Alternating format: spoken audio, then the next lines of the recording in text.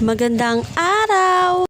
For today's video ay magluluto tayo ng chicken curry. At dahil paborito ko ito, sasarapan natin. At ayan na nga, nagisa na ako ng sibuyas bawang dyan. Pagkatapos niyan, inilagay ko na yung manok. At hinalo-halo ko lang. At ayan, pagkatapos niyan, tinakpan ko muna. Pinapakuluan ko ng mabuti yung manok para maluto ng maayos. Masarap kasi yung manok pag pinakuluan mo ng matagal. At ayan, naglagay na rin ako ng pampalasa. Naglagay ako dyan ng paminta at magic sarap, syempre. At habang pinapakuluan ko yung manok, nagbalat naman ako ng carrot saka patatas. May tira pala ako ng dahon ng sibuyas dyan kaya isasama ko na din. Sayang naman kasi, masisira lang.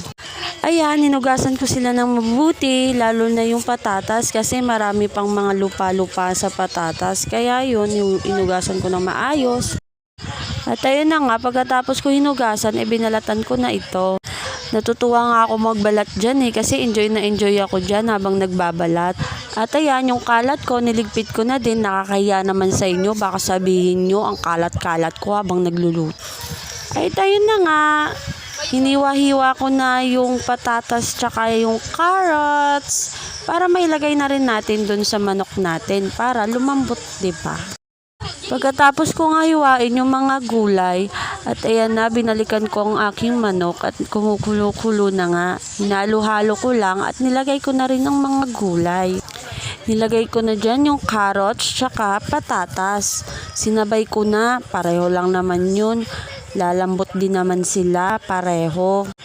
Tapos, dinagdagan ko ng tubig, 'di ba, para kumulo siya ng maayos. Ganito pala ginagawa ko pagka naglilinis ako ng bell pepper, tinatanggal ko yung buto sa loob. 'Di ba? Ang galing.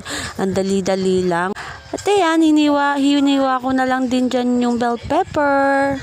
At ayun na nga, sinabi ko nga sa inyo na may natira pa akong dahon ng sibuyas. Sayang naman kasi kung itatapon lang, 'di ba? Pero marami na rin talagang sira dyan. Kaya pinilian ko na lang yung medyo okay pang dahon para mailagay ko siya dun, maihalo ko siya dun sa chicken curry ko. Hindi naman masama kung maghahalo ko ng ibang ingredients, 'di ba? Nakakadagdag lasa din siya at nakakadagdag sarap din siya sa niluluto ko. Hindi nyo man itanong, pero favorites ko din naman yan. Sarap na sarap nga ako dyan Lahat ng niluluto ko, pag meron akong dahon ng sibuyas, nilalagyan ko talaga. At ayan na nga, tiningnan ko yung manok at nilagay ko na nga yung gata dyan. Kasi nga, okay na siya, malambot-lambot na yung mga gulay. At ayan, hinalo-halo ko lang ng kaunti at nilagay ko na rin yung powder. Ano yun? Yung curry powder. Curry powder. Basta yun.